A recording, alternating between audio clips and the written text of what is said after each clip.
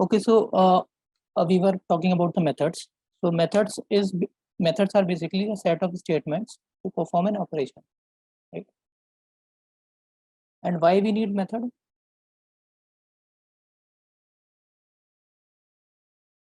So methods are used for code reusability.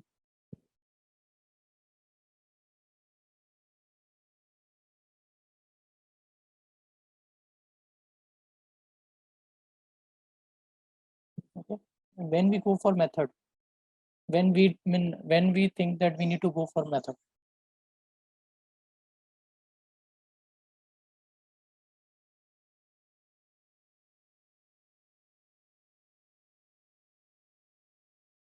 whenever we want to perform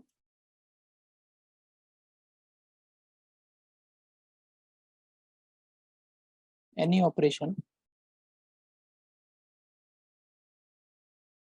multiple times,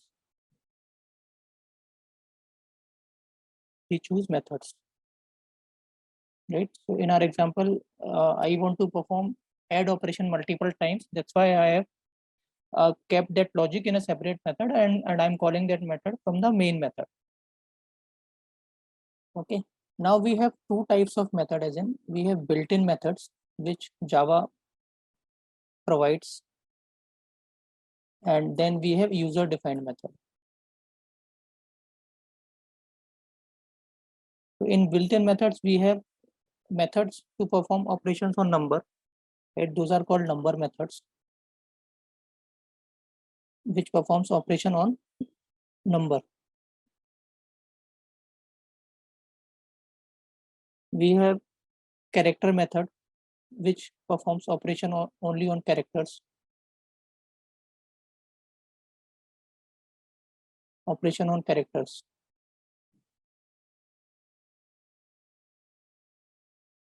We have array methods, operations only on array.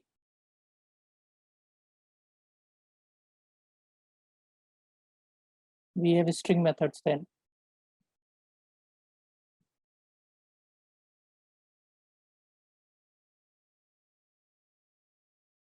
Operations only on a string. Okay, so in strings we have seen str.length, right? So that's a user-defined method. Sorry, built-in method, which is giving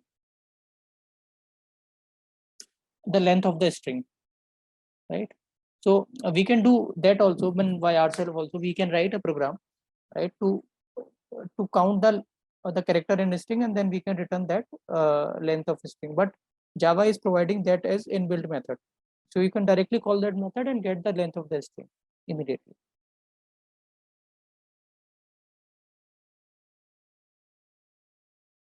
Making sense, guys?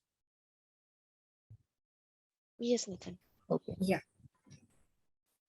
Coming to user-defined method,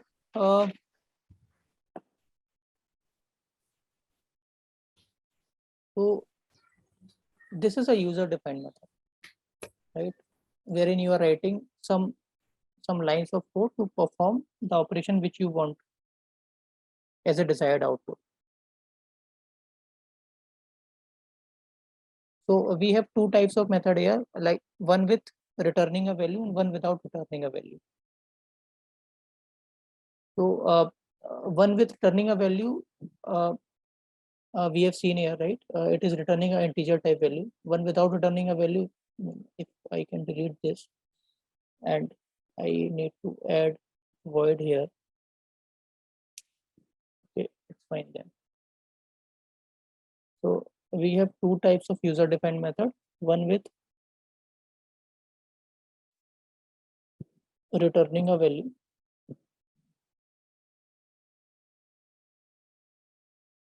and another one with without returning a value.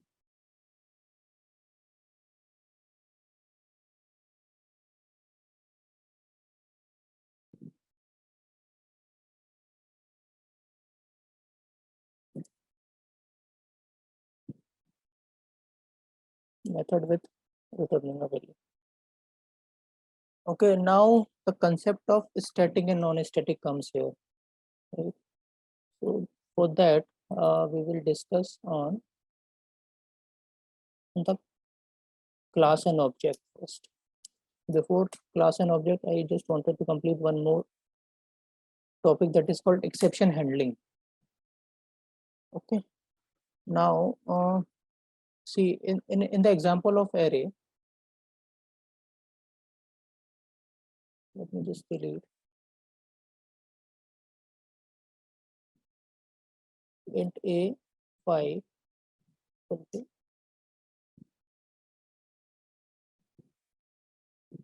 int 5. Yeah, in array, one more thing, guys. This is single dimensional array. Forgot to put the input, mention there. This is single dimensional array. We can have two dimensional array also. So int a, this will be a two dimensional array. New int 5, 4, right? So here 5 is number of rows and 4 is number of columns.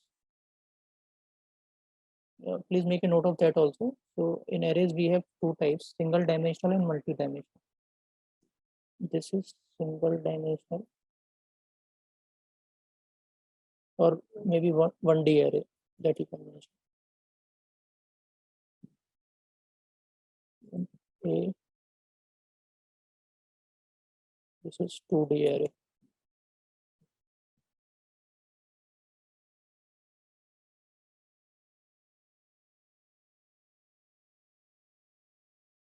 Five is row and 4 is column, right? Yeah, 5 is row, 4 is column. Yes. We'll discuss in detail about this 2D array when we will be discussing on arrays. Okay. And one more thing, instead of this, if I write like this is also fine. Yes. In some books you can see this also, like the square brackets are written before the declaration of array. So this is also fine. Okay. Okay.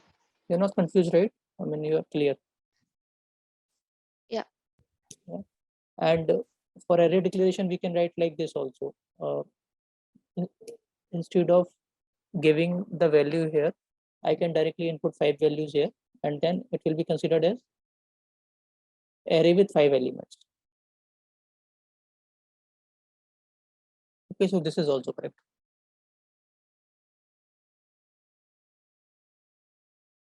Okay, now I was talking about the exception handling.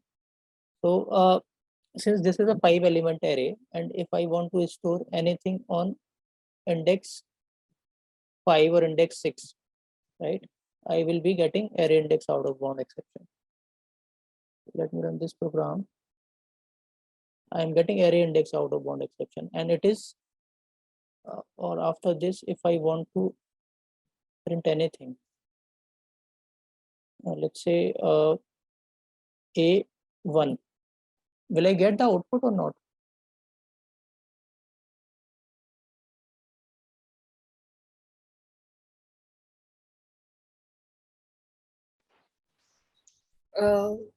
A of 1 usually get the output, but here we have defined A of 5 equals to 10. It will throw error, because first line is this, second will be this, second would not execute, then it won't go for line number 11 from my understanding. Okay. So you mean to say it will give an error? Yeah. Yep. Okay, so there is a difference between error and exception, guys. So will there be error or an exception? There will be exception. Okay. So same exception we will get, right? And we will not get the correct. output of this line, right? Yeah. If we print this before A of 5 equals to 10, then we will get the answer, and then exception. Okay. So see, you cannot get the output of this line. Right? If we print this at the line number 9, then what will happen? Let's see that. Yeah, that will print, and it will print, but again it will give an exception. Exception. Yeah. Yeah, because 5 and then exception. This is something abnormal condition for Java program. Correct. Yeah. And this CISO was written before, trying executing this line of code. That's why it is printing. Yeah. So exception is something which is a abnormal condition for any computer programming language. Yeah. Okay, Okay. because it is terminating your program immediately, and let's say after this line of code you have another 100 lines of code, right? Then the remaining 100 lines of code will not be executed. Okay, your program will terminate right here only, and remaining code will not be executed. So this is called exception. Yeah. So exception, as in it's an event, right, that occurs during the execution of a program that disturbs the normal flow of the instructions. So that's a bookish definition. Let me just write it here.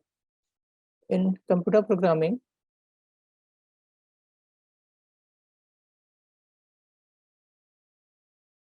exception is an abnormal condition.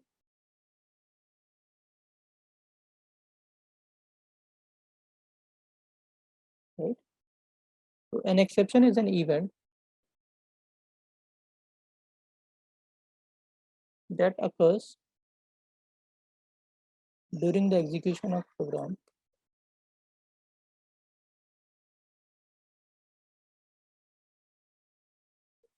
that disturbs the normal flow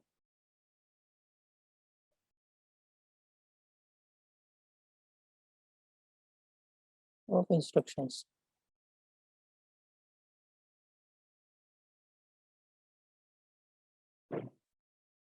So when we need to handle this exception,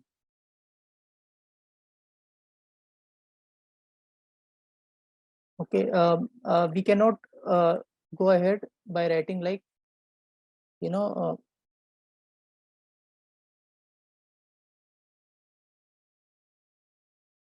we cannot go ahead with this exception. So we need to handle this exception. So exception handling is very much powerful mechanism within Java.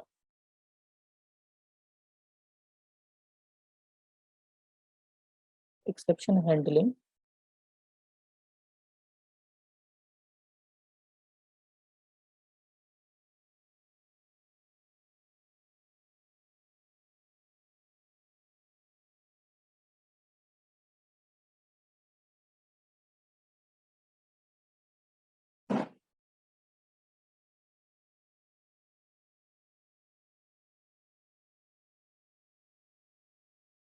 Okay, so we have two types of exception. One is compile time exception, and that the another one is runtime exception. Compile time exception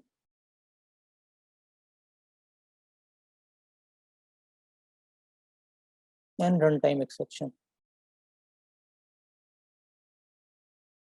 Okay, and how to handle that those exceptions using try catch block. And second option is using throws keyword. We will discuss that in detail when we will be discussing about exception handling, but for now this is enough. Okay, now coming to the concepts of class and objects in Java.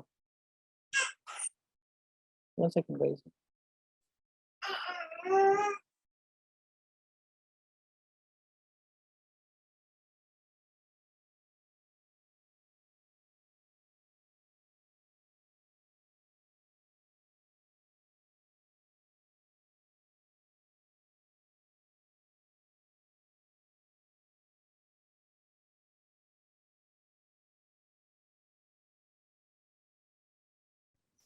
Yeah, syntax and everything we will be looking afterwards. Yeah, right? yeah. Syntax, everything. Yeah. That's a uh, it itself in a big concept. We will discuss Yeah. in detail. Yeah. So for Okay. now, I mean, since this is an exception, right? It is giving array index out of bound exception. And earlier code was giving. Another example of exception is if you try to divide by zero, right? If you try to divide any variable by 0, then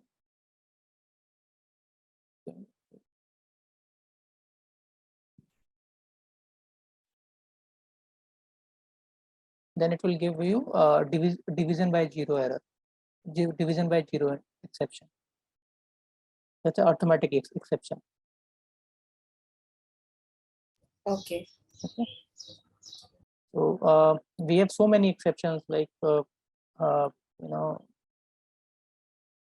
arithmetic exception.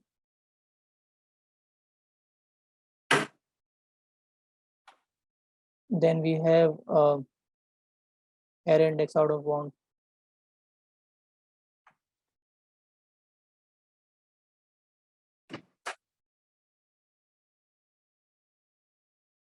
Then we have IO exception, file not found. Then we have null pointer exception. There are so many exceptions. When you name, and you can find hundreds of exceptions in Java. All right, so we'll discuss that in detail. Now coming to the most important, topic of Java, that is class and objects. So guys, first of all, one thing wanted to understand from you. So Java, is it a object oriented programming language or procedural oriented programming language? Is object oriented. Okay, why it is object oriented?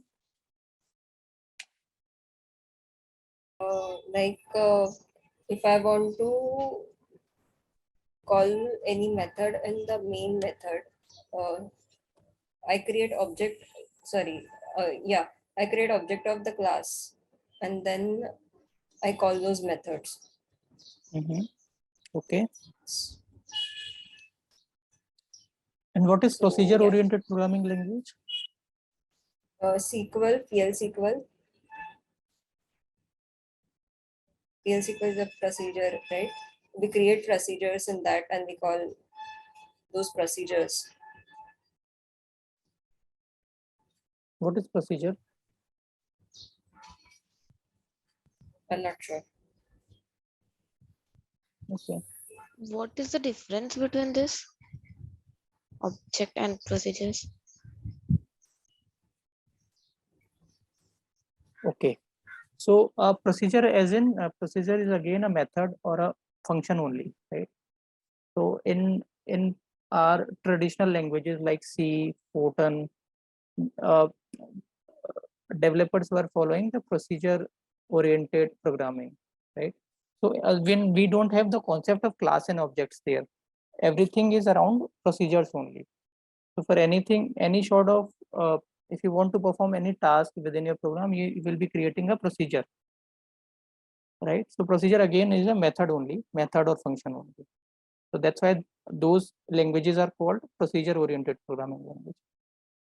But in Java, we will be playing around classes and objects, right? We will have objects in place, which we will be using those objects to call the methods, right?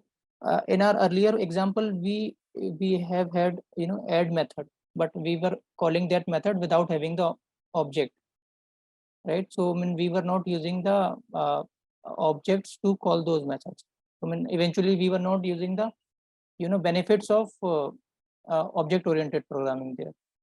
But when we will be creating objects, right, and we will using those objects to call those methods, then we will be like eventually following the object oriented programming.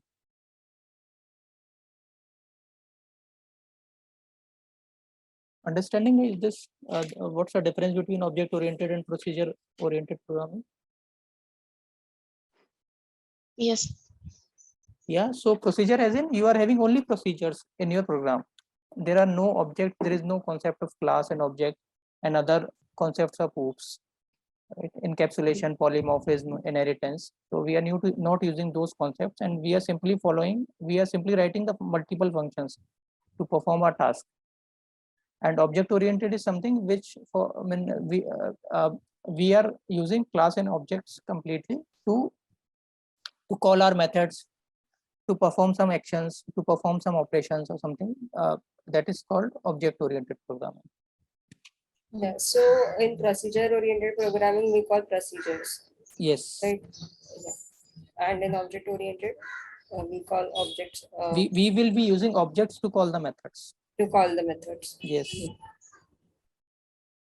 Okay, so earlier languages were based on procedures only, but now since the inception of C++, we are having the OOPS concept, right? Now the big question is, what is object and what is a class? So what is object? We have class here, right? We have seen classes here, but we have not seen object. So what is an object?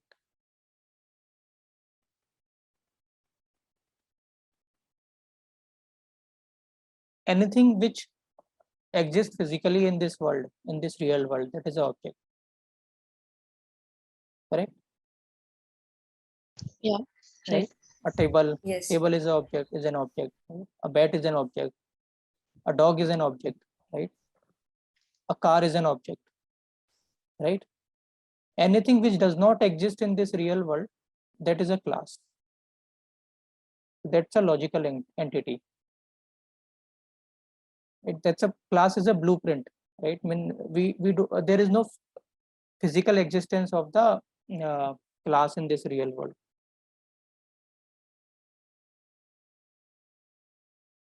So an object can have some properties also. Let's say Nitin is an object, right? I mean, a person is an object, right? And person name is, let's say, is a Nitin. So I have some properties. My name is Nitin. I have, 2 legs. I have 2 eyes. Then my age is so and so, right? My gender is so and so. So I have some properties. Those are called data members of an object. And I can perform some operations, as in I can run, I can walk, I can sleep, I can teach, I can listen. So those are the functions which I can perform, right? So those are called member functions. Similarly, a dog can have some properties, as in a dog is a black dog. Dog has 4 legs. Dog has 2 eyes, and those are the properties of dogs. And then if dog want to perform some operations, like dog can bark, or dog can sleep, and or dog can bite. So those are the functions which dog can do, right? So those will be member functions of an object.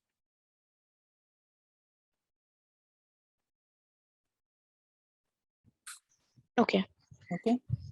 So basically, class is a model for creating objects, right? When you can have class, and within that class you create objects, and you use those objects to call those methods and variables, right? So in a way, I mean, I can have methods and variables in class also. I can have methods and variables which are associated with objects also. Yeah. So the definition of object is object is having a physical existence in this world.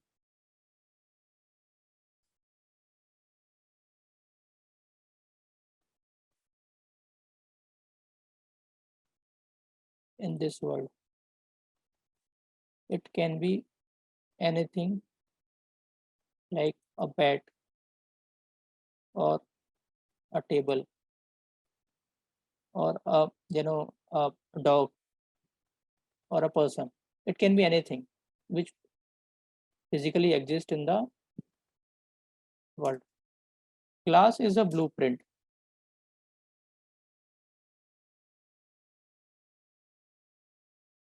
and it is a logical entity.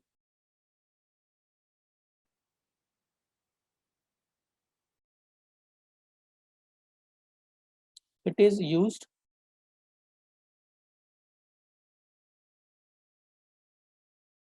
for, or maybe it is a model for creating objects. You are fine, guys, if I extend this class by another 30 minutes? Yes, fine for me. Yeah, fine for me. Yeah, because I need to finish this today. We'll start our thorough subjects from next class onwards. Yeah. So class is a blueprint, and it is a logical entity, and it is a model for creating objects. Now, when I talk about the properties of an object, let's say person properties.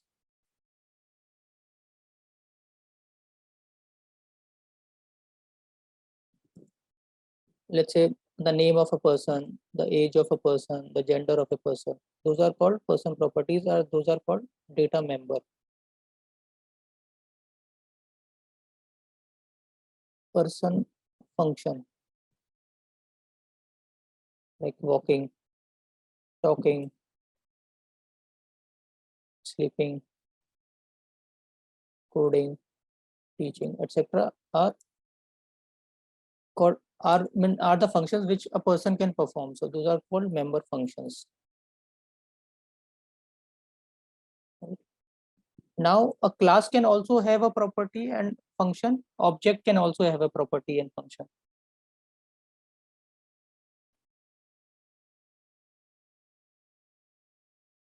Okay, classes and objects both can have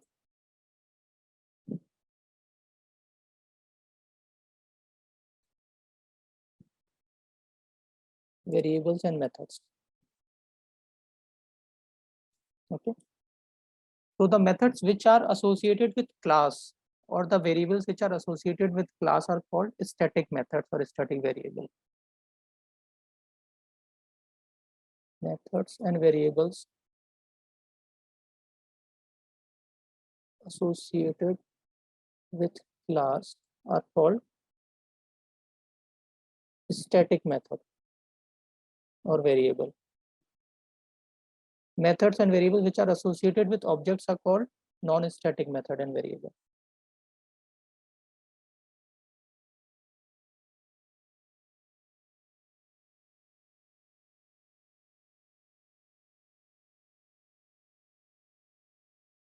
Making sense, guys? Yep. We'll see that Yeah. in example. Right? So this is a static method. Right? Main is a static method and it does not return any value. That's the reason we put static here, and we put void here because it does not return any value. Okay, now let me create another class with name as, let's say, with name as person.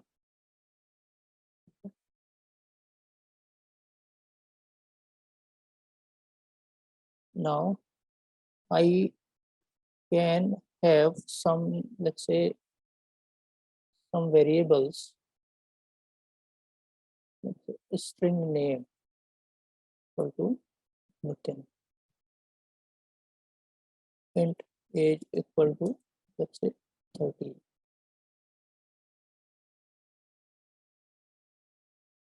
care gender equal to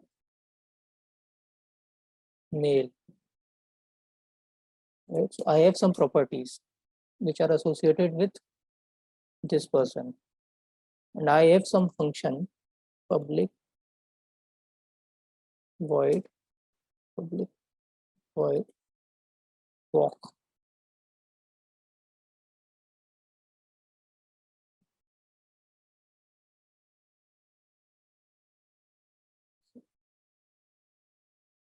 See, so Nitin can walk. Similarly, I have another function also. Nitin can talk.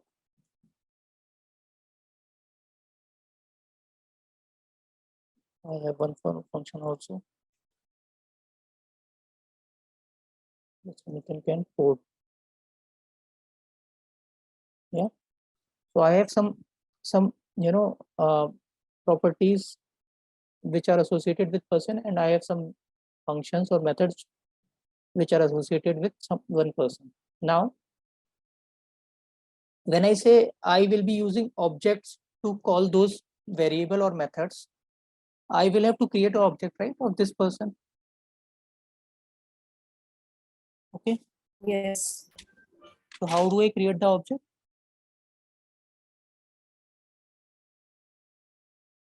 In a main method. In a main method. Okay. So now I'll create object called person p equal to new person.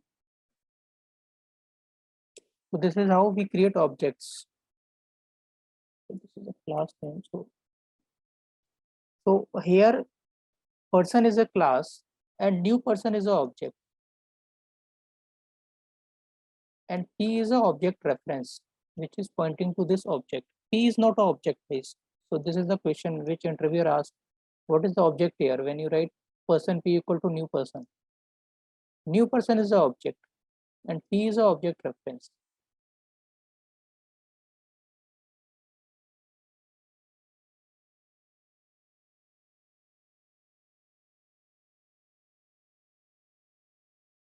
Is it making sense? Yeah. Yeah. So person is a name of class and new person is object and P is a object reference. And since this is an object, now I can call any variable or any method within this class, right? So I have name P dot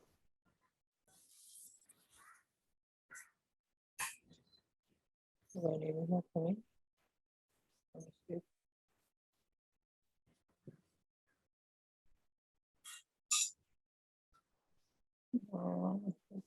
P dot age, Yeah, it is coming P dot top.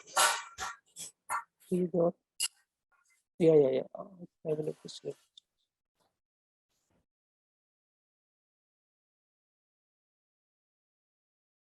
Name should also come back.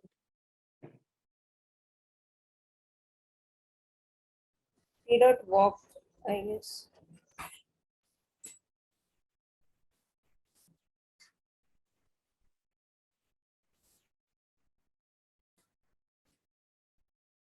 The third one is what? Can you scroll Yeah. down? Third one is code.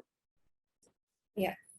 Yeah, I can print CSO name.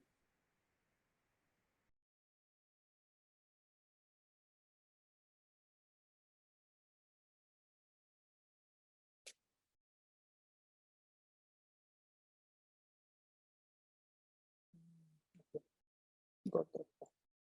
P dot name.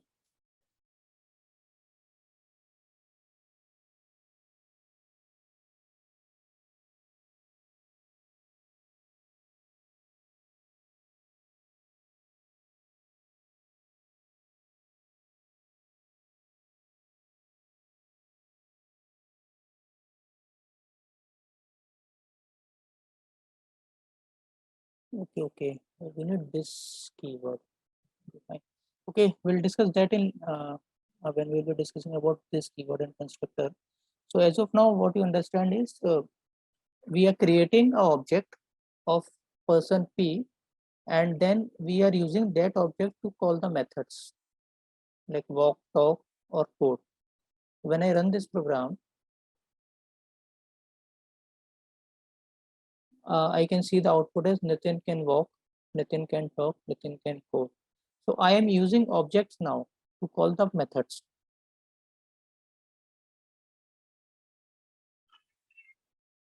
Making sense, guys? Yep. Yeah. So that is why it Yeah. is called object-oriented programming. Coming to static and non-static, static as in whenever you are adding any variable or method with static keyword, those can be called with the class name directly. And whenever you are not adding static keyword with any variable or a method, those can be called with the object name only. So if I write here public static void walk, public static void talk, or public void code. Now it is giving error. I mean, it is giving warning that static method walk from the type person should be accessed in a static way. So what is the static way? You can call directly with the class name, or I can call the method directly itself. Even I don't need the name of the class. Or person dot talk. Did you see the difference between static and non-static now? Yeah, so for non-static, we have to take the We have to create an object. object reference object we have to put, and then we have to call the method. Yes. And for calling a static method.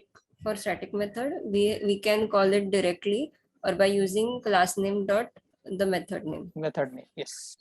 So that's the difference between static and non-static. Yeah. So now if I run this program, I'll get the same output, but the way we call those methods is different now. We are calling this method directly since this is a static method. We are again calling this method with the class name since this is a static method, and we are calling this method with the object name, right? Since this is a non-static method. Nitin can walk, Nitin can talk, Nitin can code. So this is how we have the difference between static and non-static and between class and object.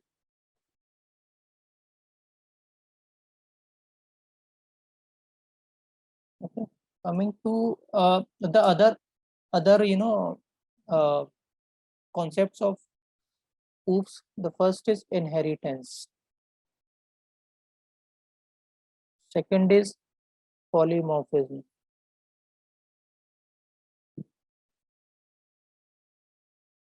Third is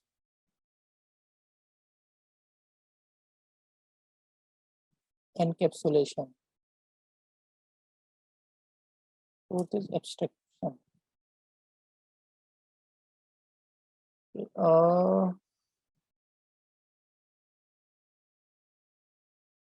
Okay, so before that, I will just tell you the constructor also. Constructor.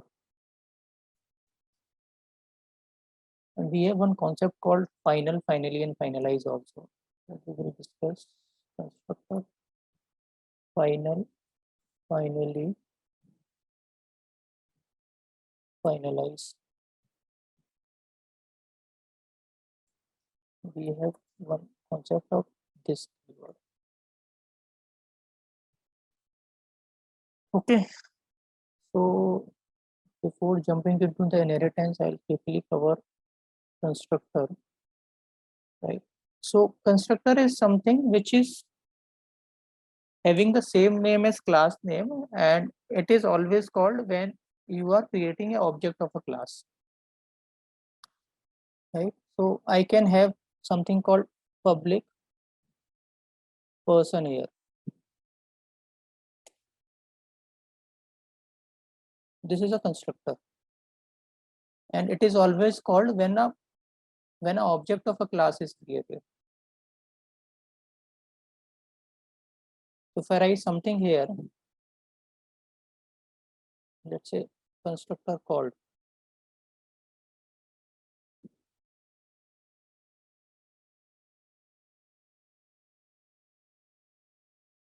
okay, and if I run this program, then I'll see the output as constructor called first, and then walk, person, talk, or p.code will be executed. See constructor call. So it is always called when an object of class is created.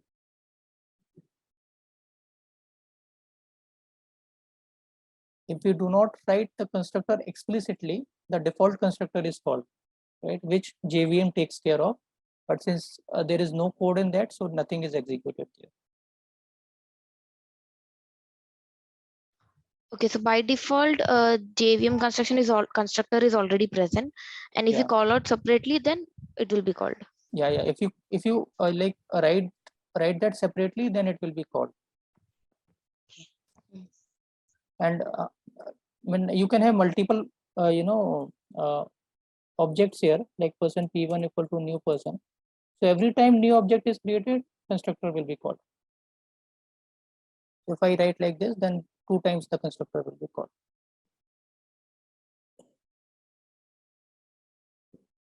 So we were discussing about the constructor. So before I start, any confusion, guys, so far? Any question or any doubt? Because this is somewhat advanced topics in Java. No confusion till now. Just it is overloaded of all the concepts. I mean, once we will have the hands-on, it will be better. Yeah, it will be better. Yeah. So I just don't want to confuse with further topics. So I mean, basically, constructors, are used to initialize the objects. When we will write the code for initializing the object, we'll see. Right. So that's the usage of constructor. Otherwise, what is the need of putting the code again here? Right. So we in constructor, let me write. So those are called, once we have object of the class, once we create object of class, right? Default constructors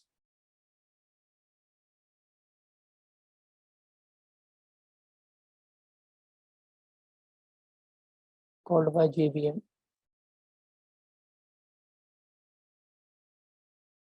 and user defined constructors we can create and call them. JVM is Java Virtual Java Machine. Virtual Machine.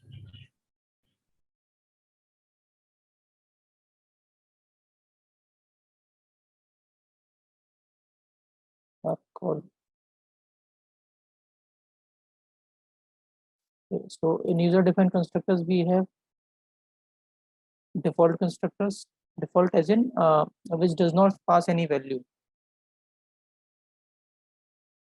Default constructor.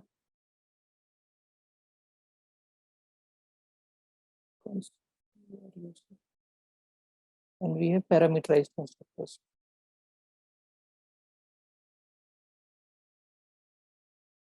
Yeah, so that is all I think about the constructor. We have private constructors also which we use during our singleton design pattern.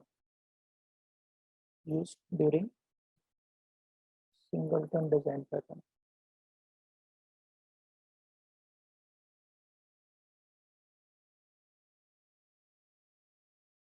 Yeah. So that is about constructor. About final, finally, and finalize. So final is somewhat related to inheritance. Finally, we use in exception handling, guys. So we'll discuss that there only. And finalize we use for garbage collection. So I will write here final, which we will see final while we will be discussing about inheritance. Finally is used with exception handling. And finalize will be used along with garbage collector.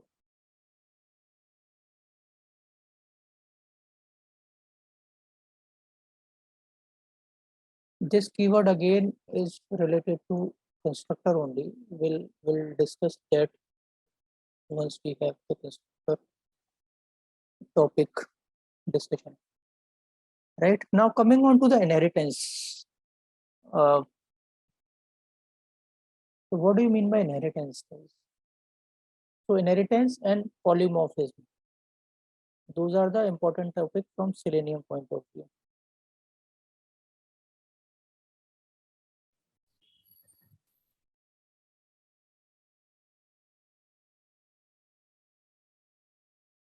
This can be, I mean, as in we will discuss, but it's not important.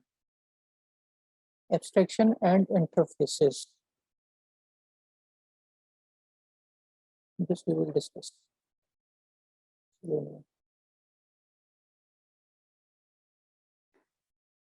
Okay, now what is inheritance, guys? Inheritance is somewhat very important from Selenium point of view. Any prior knowledge about inheritance?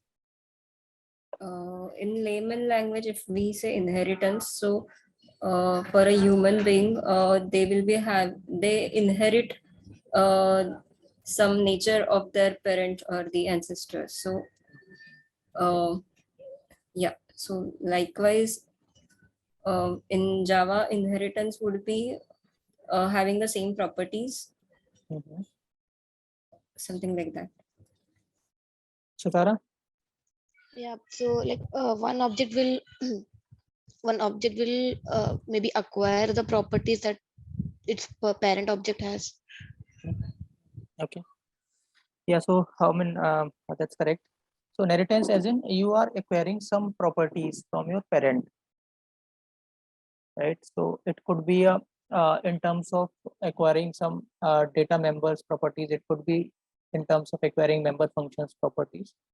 So once you extend that class, right, all those properties will be with you. So in the real world also, a child inherit properties from a parent, right? Right. So how the parent behaves in your home, similarly in same way the child will behave, right? So we do acquire properties from our parents. So Java also having the same function, same mechanism to inherit property from your parent class, right?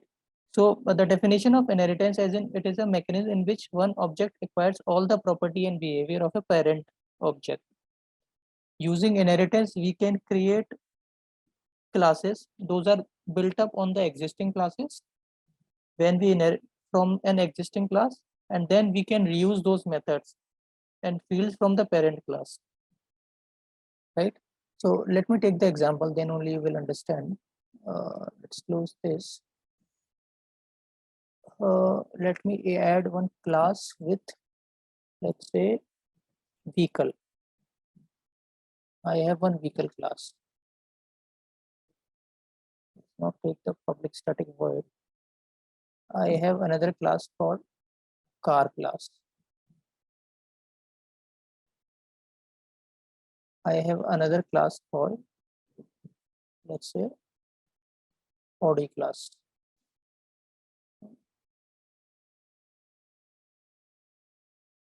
So I have three classes. The vehicle is a grandparent. A car is a parent, and Audi is a child class. So this is the, let me just, before that, let me just tell you about what all inheritance we have. So we have single inheritance.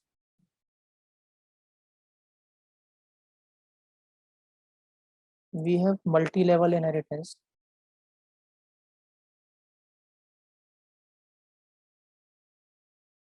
And we have multiple inheritance.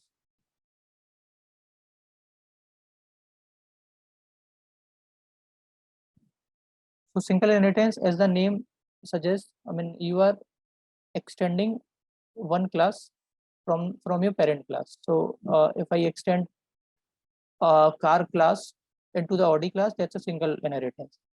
If I extend vehicle class from the car, if I extend car class, vehicle class to the car class, then it's a single inheritance.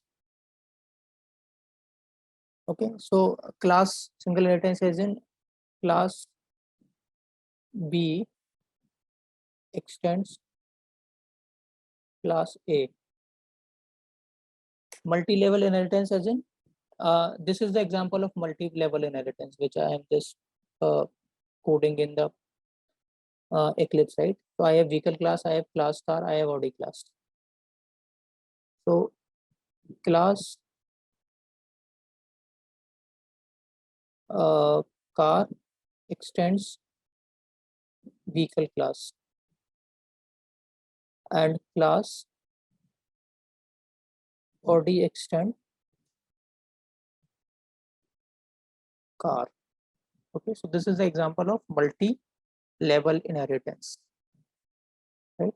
So class car can acquire the property from vehicle class because this is a child class of vehicle class.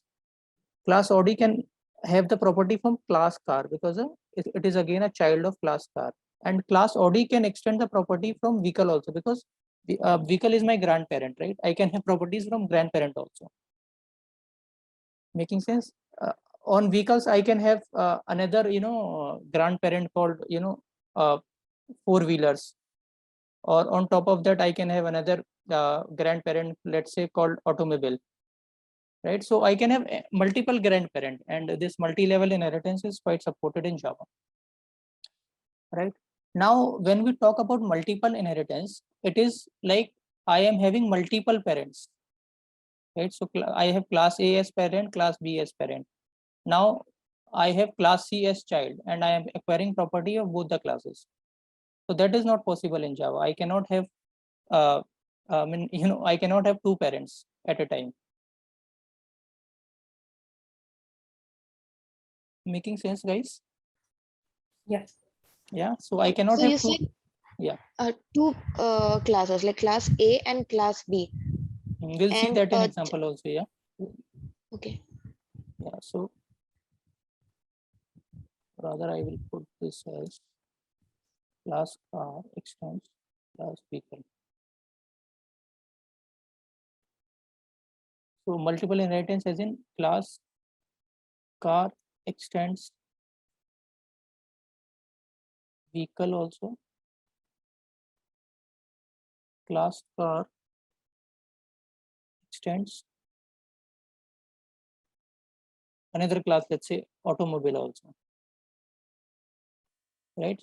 So the class car is extending properties from two classes, so that is called multiple inheritance. It is not directly supported in Java, but through interfaces we can achieve this.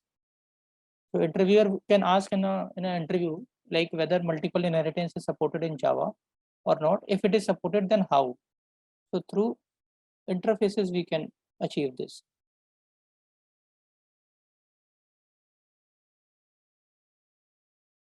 Yeah.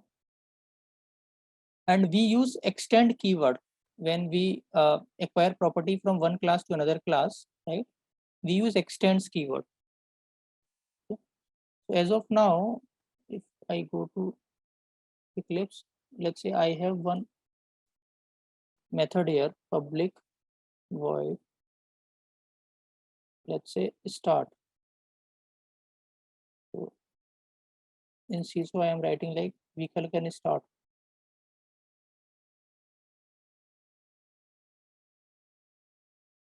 Okay.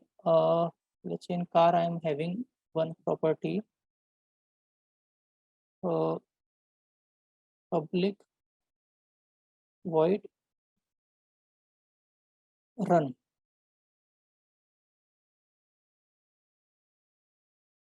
CISO car can run. Now in Audi class, let's say I have property called CISO public void safety.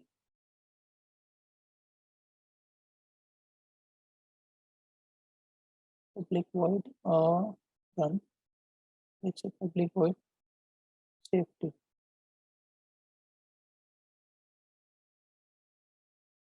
So Audi has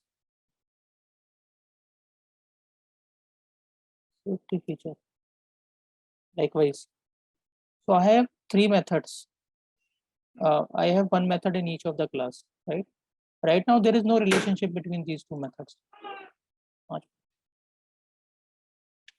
I don't have any relationship between these all methods. But when I put extends here, extends vehicle. Now I am acquiring properties from class vehicle, all the properties from class vehicle. And when I put extends here, extends car, I am acquiring all the properties from car here.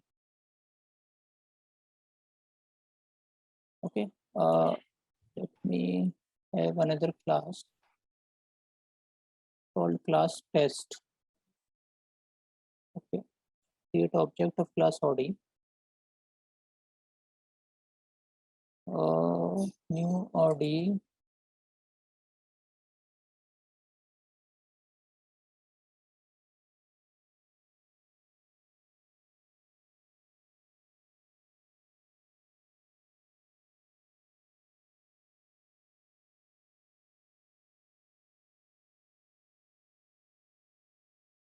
T equal to new Audi.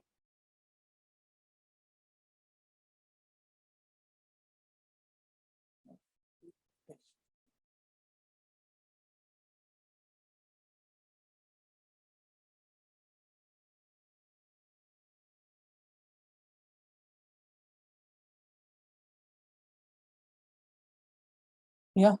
So with this object reference, if I want to call method present in vehicle class, what is my method? Start, right? Yeah, I can call. With this object reference, if I want to call method present in class car, I can call. With this object reference, if I want to call method present in class Audi, I can run. I can call and I can run. See, all everything is printed here. And if I remove extends here, and then I don't have any relationship between a vehicle and Audi and vehicle and a car and Audi, right? See, now it is giving error. The method start is undefined for the type Audi.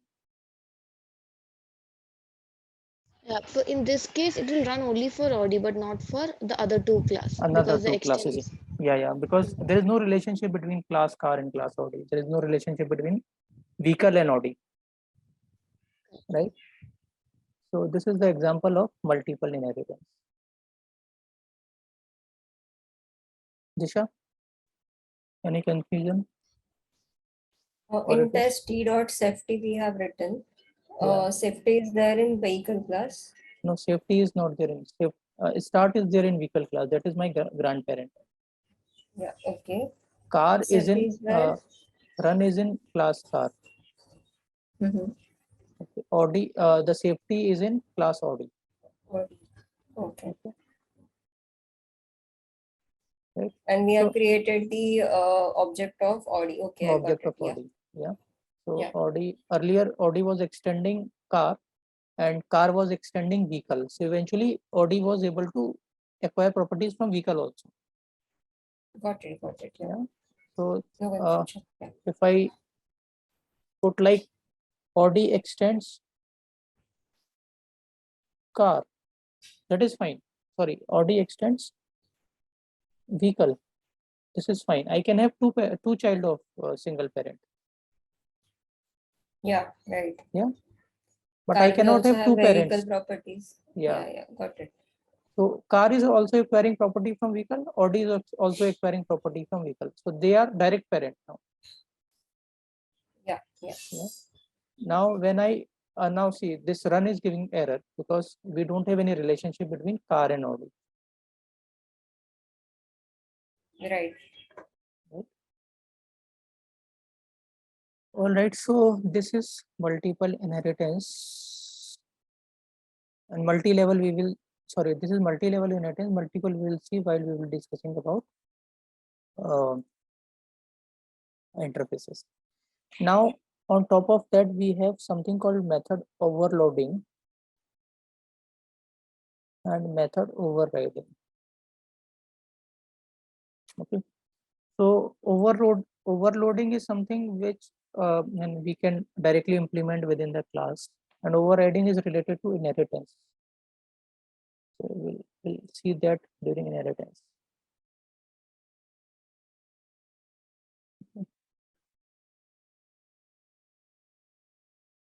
Not inherit. Actually, it is related to inheritance also, and it is related to polymorphism.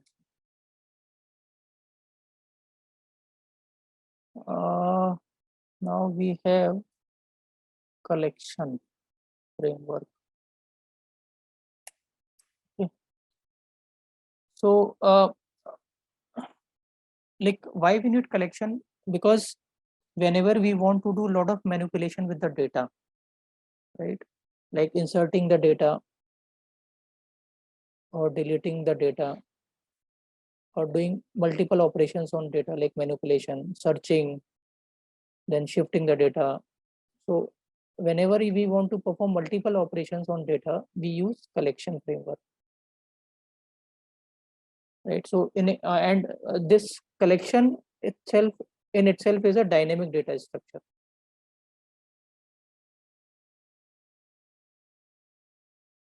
Okay, so I'm just giving the overview. I mean, I'm not getting into the coding of this because it would be too much for today, right? Okay. So in collection we have list, right? Again, list is having array list, linked list, Then what else? Vector. We have set, has set, linked has set,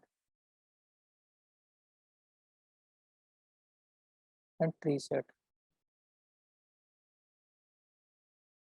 We have something called queue also, but queue we will not be discussing, right? Because we don't use queue. Apart from that, this list, set, and queue stores only one value. They store only one value.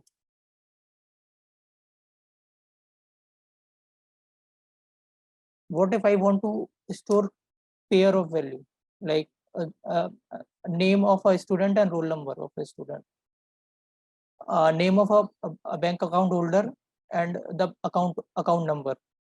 So for storing key and value, we have maps in Java. That's a key value pair. Key value pair. We have hash map and hash table. Hash table, and then we have tree map. Yeah, so we'll discuss that in detail later.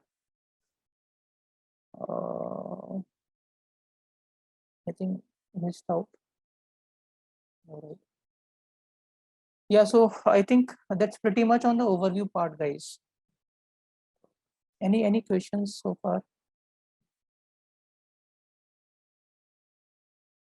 One more topic we will cover, that is wrapper classes.